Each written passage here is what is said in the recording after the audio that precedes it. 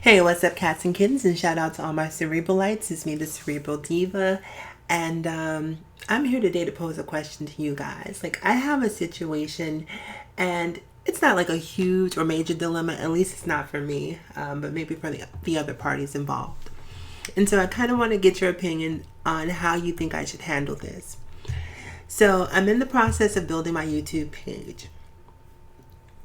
And in doing so, I wanted to procure a new camera, a new tripod, a new microphone, sort of, all of the peripherals that you're going to need to put out a quality product, right?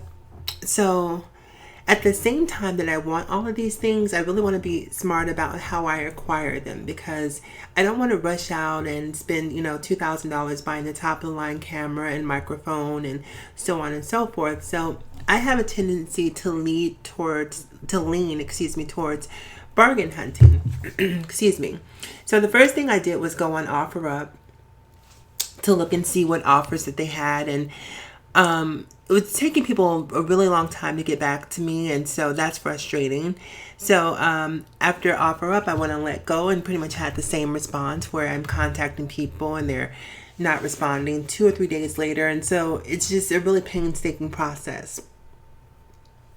I also wrote a couple of people on Craigslist, even though I probably shouldn't, but against my better judgment, I reached out to a couple people on there as well, looking for cameras.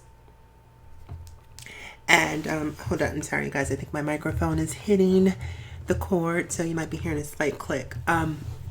So I researched on all these different platforms trying to find microphones. Then I went on eBay. Then I went on Amazon looking for cameras, and also researching which were the best cameras and best microphones to use for YouTube productions. So after having a less than fruitful result, I decided to go and visit some local pawn shops. So I had this idea that I was just going to go purchase a camera and a microphone and just sort of just test those out and see how it works. Now what happened was I went to one pawn shop and I wound up getting 2 of these Blue Yeti microphones, and they were, I believe I've seen them on eBay for about $100 a piece, brand new. I'm sorry, used. So the pawn shop I went to had 2 of those microphones, and they had a Sony, I think it was like 24 pixel Handycam. So I got all 3 of those items for $200. So my thought process was, well, great. The 2 microphones alone were worth $200. If I decide to get rid of them, if this doesn't work for me. So I wound up buying the 2 microphones and the Handycam, which was, I think the retail value of the Handycam, when I researched it, was about close to $200 as well. So basically I wound up getting everything for about 50% of its actual value, 50% of its actual used value, not the retail value. So after I got that great deal, of course, the light bulb in my head came on and started saying, well, geez, what other great deals are out there? So I basically spent my entire weekend going from pawn shop to pawn shop to pawn shop, grabbing cameras and microphones. And so I basically grabbed every microphone, or every quality microphone, Blue Yeti or Yeti brand in particular, or the Blue brand, I believe it is, was specifically what I was looking for. And so I grabbed a bunch of those. I grabbed about 7 cameras and wound up spending close to about $2,000 in total. Now, even though I spent $2,000, I walked away with about $4,500 worth of merchandise used value. So my thought process is, even if I don't get the $4,500 total, if I were to make an extra $500 just off of the value of these, to me that's a great come up. So I wound up getting 5 cameras. So when I get home, I have all 5 cameras and I'm sort of testing them and playing with them. And so I come across one of the cameras and there's still footage on the camera. So, sometimes, your inner voyeur just gets the best of you. So I'm just looking through it, and it's a picture of some film of family and, birthday parties, and I believe Halloween, they were trick-or-treating. And so I'm sort of, and the guy in the video appeared to be an aspiring rapper. He had a song that he kept playing over and over and over. And you also see footage of him in the studio recording the song that he's listening to over and over and over. So he's an aspiring rapper, and it looks like he does like Christian rap. And I'm not sure if he's a minister of some sort, but I did see footage of him in a pulpit. So I'm deleting the footage as I go, cleaning the camera out for my personal use. And if I decide to sell it, I want to make sure that the person who purchases it from me gets a clean product. So I'm scrubbing the camera clean of all the footage, and I get to about the third to the last file, and up pops a homemade porn of the minister and his girlfriend. And yes, I watched. I'm going to admit it. I watched. Now, this porn, and it's not my first time seeing porn, clearly. But it's something that's even slightly dirtier about porn when you know that you're watching someone else's sort of private moments.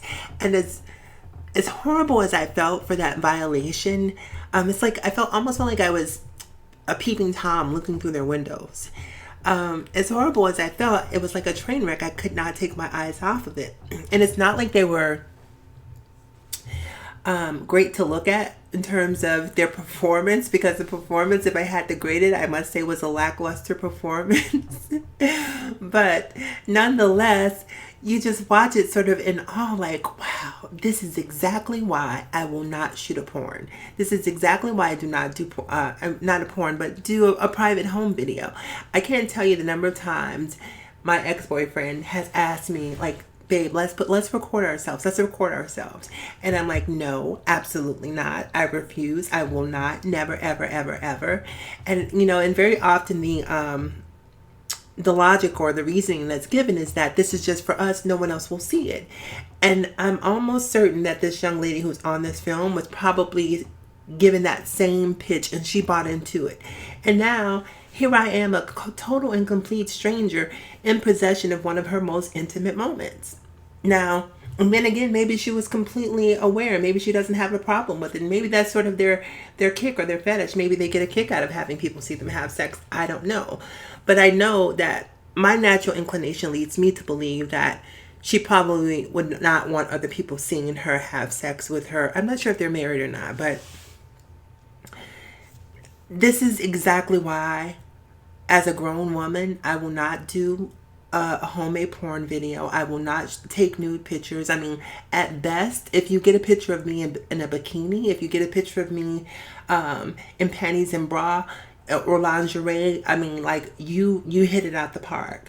And so I think it's really, because for some reason, nudity for a man is not met with the same sort of scrutiny or judgment that it is when it's the woman who is photographed nude. Our culture is just much, much harsher on a naked woman than they are on a man. The guy was overweight, but I guarantee you, if you saw the video, people would immediately start picking the woman apart. Oh, she's not doing this. She's not that. She needs more of this. She needs more of that. So as a woman, you definitely don't want your most intimate moments sort of out there for the entire world to judge. So the question that I have for you guys is, do I just completely delete this video, which is probably what's going to happen, or do I take out the disc the little it's a disc, the SD card, I should say, the memory card, and give it back to, or try to find out who owns it, because clearly they're local. I in some of the footage I could see that they live in pretty close proximity to me. But yeah, let me know your thoughts. And listen, people, if you're going to sell your cameras to pawn shops or on eBay or on Amazon, make sure that you go through and you delete all of the footage on there. Same thing with cell phones. I'm sure there has to be other people who have purchased cell phones secondhand, and we know that the horrible things that people do with their cell phones. So for me, I just say no to nude pictures. I say no to video. I say no to public sex. Like all of the crazy things that people seem to be into in 2017. It's like, look, I'm not doing, like public sex, for instance.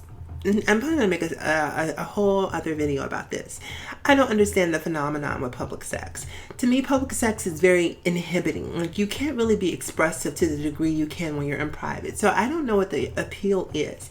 And beyond it not being appealing, you know, you can be arrested for that. You know, you could become a sex offender and have to be on the sex offenders registry for lewd and lascivious behavior. So I'm not sure why a person would want to have sex in public, what the risk versus the reward is for some people. But in my mind, no public sex, no nude pictures, no videos, you know, not look, that's what memories are for. You know, your memories are your videos. If you cannot maintain the memory of an intimate moment that was shared between the two of us, maybe you need some ginseng or some ginkgo biloba or something that's going to help boost your memory and your cognitive skills.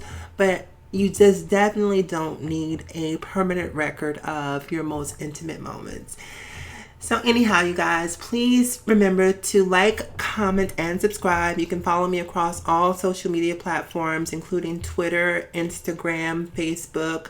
I'm trying to think of where else you can find me. Twitter, Instagram, Facebook. Oh, I'm on Snapchat now. Even though I haven't done my first snap, I am there. So you can find me there as well. And as always, in closing, remember to live better, love harder, think smarter, and delete the evidence. All right, I'll talk to you guys soon. Have a great day.